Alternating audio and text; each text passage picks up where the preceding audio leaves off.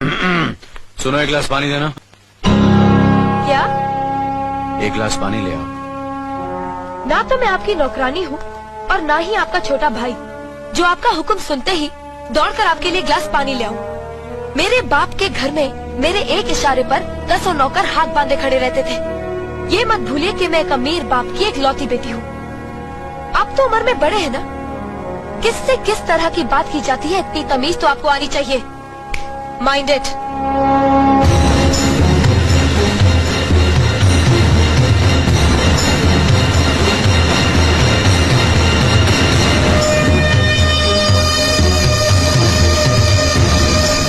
मालिक, छोटी बहू की बात का बुरा मत मानना, नादान है, बच्ची है। गलती हमारी है मुनीम जी। हमने ऐसी लड़की को काम करने को कहा जिसे काम करने की आदत ही नहीं है। बड़े भैया पानी। नकुल, वो ट्रैक्टर रिपेयर करवा लिया ना? जी करवा दिया।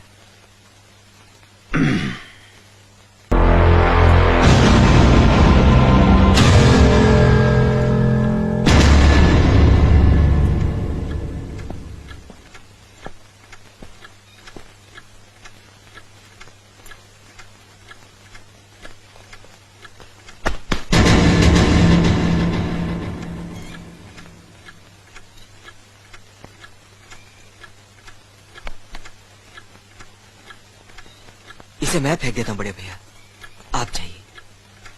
मुनीम जी, जो राम प्रसाद की बेटी की शादी के लिए जेवर देने के लिए कहा था, भिजवा दिया? जी हाँ मालिक। शहर में रहकर यही बदतमीजी और ओछी हरकतें सीखी आपने? अपने से बड़ों का लिहाज करना नहीं आता आपको? किससे कह रहे हो तुम? आपसे कह रहा हूँ। औरत पैदा हुई है तो औरत की तरह रहना सीखे। मीना, नकुल, तुम अंदर जाओ।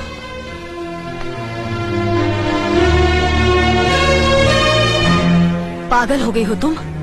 औरत होकर एक मर्द पर हाथ उठाती हो? इतनी ऊंची घराने की बहू होकर ऐसी नीच हरकत, शर्म नहीं आई तुम्हें? कौन सा ऊंचा घराना? ये जहाँ सिर्फ एक आदमी राजा है और बाकी सब उसके गुलाम। मीना, चिल्लाइए मत। आप मेरी सास नहीं है। जिस तरह आप इस घर की बहू है वैसे मैं भी हूँ। बहू हो तो बहू की मर्यादा में रहो। मर्यादा की रस्सी में तो आप जैसी जाहिल और गवार औरतें बनती हैं। मुझ जैसी पढ़ी लिखी मॉडर्न जमाने की लड़की नहीं। Uneducated idiots. Excuse me, I am not an illiterate. I am a graduate from the University of Allahabad. I am aware of the modernization of women, but I have not forgotten my culture, my customs, my traditions and my values, and most of all, and never ever forget that I am an Indian woman. Modern जमाने की औरत भी औरत ही होती है। उसे भी मर्द ही ब्याह कर ले जाता है, मर्द को ब्याह कर वो नहीं ले जाती। जमाने ख्याल और लिबास बदल देते हैं, औरत की शरीर की बनावट नहीं। लोग तुम्हारे ख्याल की लड़कियों को लज्जत का सामान भले ही समझते हो, इज्जत के काबिल कोई नहीं समझता। इज्जत आज भी उन्हीं औरतों की होती है जिनकी आंखों में हया हो, लाज हो, शर्म हो। हम नहीं कहते कि तुम बंदिशों में रहो, लेकिन अपने दायरे की सीमा को मत भूलो। लड़की जब अपने माँ बाप के घर होती है तब उसके कांधों पर अपने ही घर की इज्जत का बोझ होता है, लेकिन जब वो बहू बनकर ससुराल जाती है तब उसके कांधों पर एक नहीं 2 परिवारों की इज्जत का बोझ होता है। आज जिस तरह तुमने नकुल को तमाचा मारा है, अगर उसी तरह उसका भी हाथ उठ जाता तो तुम्हारी क्या इज्जत रह जाती? कभी सोचा तुमने? क्या बात है मीना?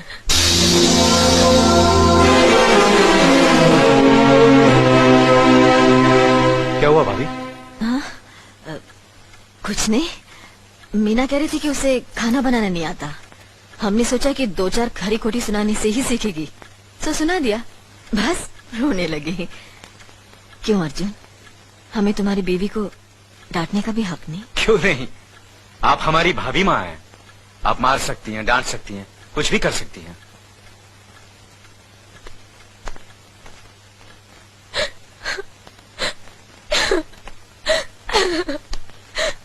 मैंने भूल की जो मैं लोगों के बीच आ गई। मेरी तो इस घर में कोई इज्जत ही नहीं है। जब देखो तो सब मेरी इंसल्ट करते रहते हैं। मैं कब से रो रही हूँ, तुम पूछ भी नहीं रहे हो कि मैं क्यों रो रही हूँ। बेकार हो रही है तो कौन पूछेगा? अच्छा, तो मैं तुम्हारे लिए और इस घर के लिए बेकार हो गई हूँ। अरे बेकार तो तुम हो गए अपने परिवार के बीच में रहकर। मैं कब से बोले जा रही हूँ और तुम हो के सुन ही नहीं रहे हो। इंसान की चीख सुनकर लोग शुभ अशुभ का विचार करते हैं, लेकिन जब मेंढकी को जुकाम होता है उसकी चीख की कोई परवाह नहीं करता। ये मत भूलो कि जब मेंढकी चिल्लाती है तो आंधी और तूफान आते हैं। आंधी और तूफान आएंगे तो उसका नतीजा तुम्हें ही भुगतना पड़ेगा। तो फिर ठीक है, अब मैं तुम्हारे साथ तब भी रहूंगी जब तुम मेरे साथ मेरे डैडी के घर रहोगे।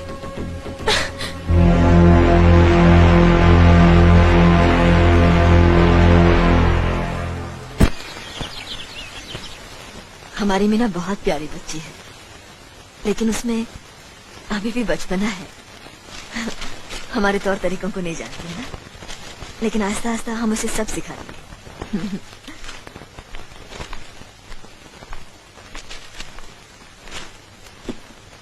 बड़े भैया, ये अपने घर जाना चाहती है। जाना भी चाहिए, 4-5 महीने हो गए, मायके की याद भी आती होगी इसे। और अर्जुन, तुम्हारे ससुर जी तुम्हें कई बार बुला चुके हैं, तुम भी कुछ दिनों के लिए हो आओ, तुम्हारा मन भी बहल जाएगा। अगर ये वापस लौटने के लिए जा रही होती तो मैं जरूर जाता, मगर ये तो हमेशा के लिए इस घर से जा रही है। कैसी बातें कर रहे हो? अगर तुम दोनों के ख्यालात एक दूसरे से नहीं मिलते तो इस मामले को घर की 4 दीवारी में बैठकर आपस में सुलझा लेना चाहिए। बहू शहर की पढ़ी लिखी लड़की है, उसे गांव की रीति रिवाज के बारे में क्या मालूम? ये तो तुम्हारा फर्ज बनता अर्जुन कि तुम उसे हमारे तौर तरीके सिखाओ।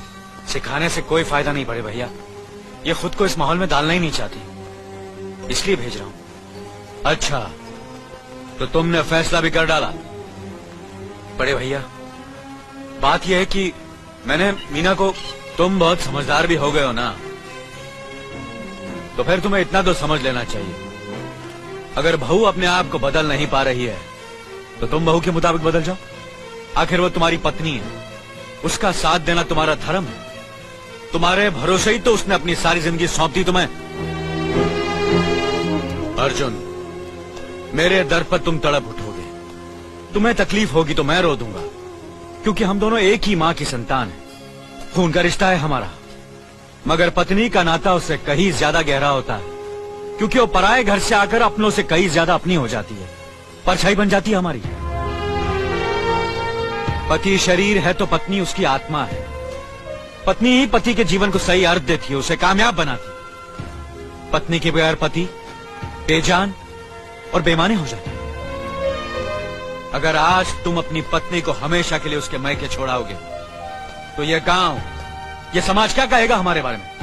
जरा सोचो अर्जुन, न्याय के सिंहासन पर बैठकर जो लोगों के अच्छे बुरे का फैसला करता है, अगर उसी के घर में नाइंसाफी होगी तो लोग हंसेंगे हम पर, किसी को मुंह दिखाने के काबिल नहीं रहेंगे हम। बड़े भैया, मुझसे भूल हो गई, मुझे माफ कर दीजिए। मुनीम जी। जी मालिक। जायदाद के दस्तावेज लाइए। जी अभी लाया। बहू, पति ही पत्नी की असली शक्ति होती है। हमारे पुरखों ने कुल धर्म पत्नी के बारे में कहा है, जो पति के काम में उसकी मददगार हो, उसे अच्छी सलाह दे, जो दासी की तरह उसकी सेवा करे, मां की तरह उसे खिलाए पिलाए, लक्ष्मी का रूप और धरती की तरह उसमें सहन शक्ति हो, वही आदर्श पत्नी होती है। औरत की सोच मर्द का मुकद्दर बनाती है। वो जब बनाने पर आती है तो कुटिया को महल कर देती है, और जब बिगाड़ने पर उतरती है तो महल को मिट्टी का ढेर बना देती है। मालिक, ये जायदाद के दस्तावेज हैं। हमारी जमीन जायदाद कहां कहां है और कितनी है, उसका हिसाब किताब ना बाबूजी को मालूम था, ना हम तीनों भाइयों को मालूम है। बहू, तुम पढ़ी लिखी हो, आज से इसका हिसाब किताब तुम देखोगी। लक्ष्मी जी। अपनी चाबियों का गुच्छा और ये कागजात बहू को दे दो।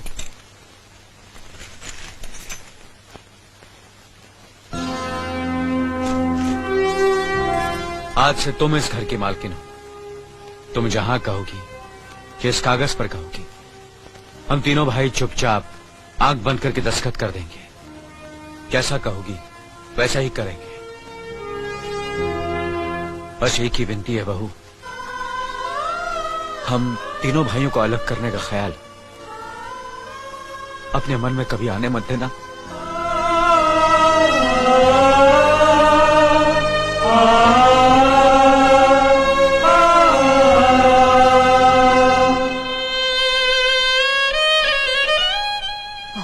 किया तुमने बहू, बहुत अच्छा किया। इनकी आंखों में आंसू देखने की हमने सपने में भी उम्मीद नहीं की थी, लेकिन तुमने हमें दिखा दिया। बहुत अच्छा किया तुमने, बहुत अच्छा किया।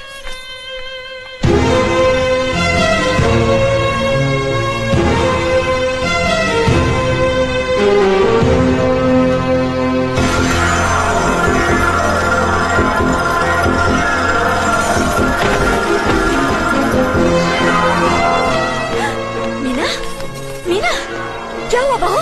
मीना, मनी जी जल्दी से डॉक्टर को बुलाइए।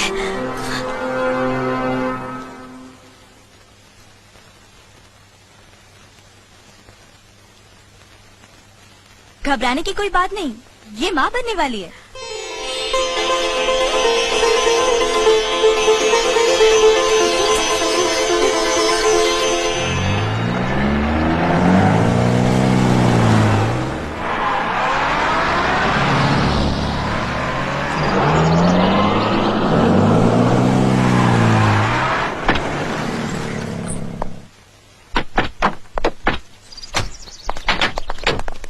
आप लोग यहीं ठहरिए, मैं ठाकुर साहब से मिलकर आता हूँ।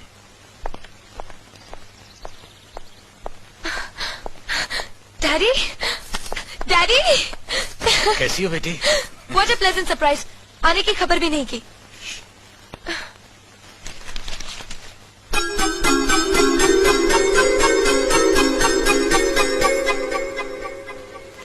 ठाकुर साहब, पाए लागू। समधी जी, आप अचानक यहाँ कैसे? तशरीफ रखिए, बैठिए ना। आपके बराबर बैठने की मैंने कभी गुस्ताखी नहीं की, तो आज कैसे करूंगा? बहुत दिनों बाद हम लोग मिल रहे हैं। कहिए, आपका कारोबार कैसे चल रहा है? आपकी कृपा और आशीर्वाद से ठीक ही चल रहा है। दिल्ली में इंडस्ट्रीज मिनिस्टर के साथ कब की अपॉइंटमेंट ली है? कल सुबह 11 बजे सर। इनकम टैक्स केस का वकील ने कहा है कि 15 तारीख की हियरिंग में मामला क्लियर हो जाएगा। आज एक्सपोर्ट का माल जापान के लिए जहाज से रवाना हो जाएगा ना? जी हाँ सर। नमस्ते ठाकुर साहब। नमस्ते नमस्ते नमस्ते। अरे दीनानाथ जी, आप लोगों ने यहाँ आने की तकलीफ क्यों की? मैं आपकी संस्था के लिए गवर्नर साहब से बात कर चुका हूँ, आपका काम हो जाएगा। धन्यवाद, बहुत बहुत अरे गोपीनाथ जी, होम मिनिस्टर ने वादा किया कि आपके भाई का ट्रांसफर जल्दी ही हो जाएगा। Thank you sir. Daddy, good morning daddy. Good morning my child. आप कहीं जा रहे हैं क्या? हाँ बेटी, एक जरूरी काम से दिल्ली जा रहा हूँ। अपना ख्याल रखना। हाँ? ओके। Okay, bye. पास में ही फैक्ट्री के लिए जमीन देखने आया था, सोचा आपके दर्शन करता चलूं। अब इजाजत दीजिए। इतनी जल्दी कैसे जा सकते हैं आप? भोजन तो करते चाहिए। माफ कीजिए, आप तो जानते ही हैं, बाप बेटी के घर का खाना तो क्या, पानी भी नहीं पी सकता। शहर में रहकर भी अभी भी आप इन बातों को मानते हैं? शहर में रहूं या गांव में, मैं अपनी परंपरा और संस्कार कैसे भूल सकता हूँ? आखिर मैंने इसी मिट्टी में जन्म लिया है। अच्छा, चलता हूँ। अजी, कम से कम बेटी से मिलकर उसकी कुशलता तो पूछ लीजिए। ये क्या कह रहे हैं आप? मैं इतना ऊंचा नहीं हूं कि अपनी बेटी की कुशलता पूछकर आपका अपमान करूं। ठाकुर साहब, ये तो मेरी बेटी का सौभाग्य है कि वो इस मंदिर जैसे पवित्र घर में बहू बनकर आई, और फिर आपकी छत्र छाया में तो वो कुशल हो गई। राम राम। राम राम। बेटे, जिस तरह तुम मैके में चहकाती रही हो ना, वैसे ही अपनी ससुराल को भी महकाती रहना। जी।